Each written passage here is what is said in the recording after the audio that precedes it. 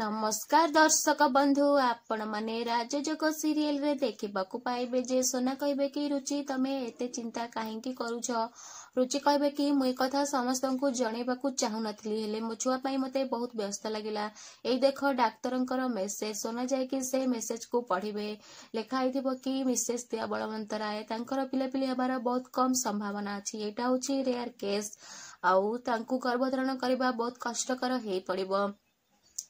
एक कथा पढ़ी सारा पर सोना कहबे कि हे भगवान एटा तो बहुत बड़ दुखर कथा। एक कथा सुनिकी दिया तले बसी पड़े आउ कहबे कि ना ना ना एमिति जमा भी हो पारिबनी। हे भगवान ये केमितिका प्रतिशोध नौच। या परे वरुण कहबे कि भाई मु तुमको कहूथली ना तमे आ गोटे भल झियो देखिकी बाहा हो जाओ। एबे तो भगवान ही तुमको एमिति संकेत देलेनी आउ से भी कहउछंती कि ए संपर्क अधा तमे गोटे भल झियो देखिकी बाहा हो जाइथंत। एमिति आइन सुनला परे टिके रागी जिबे आउ इमोशन मध्ये होई जिबे दियाଙ୍କ पाई।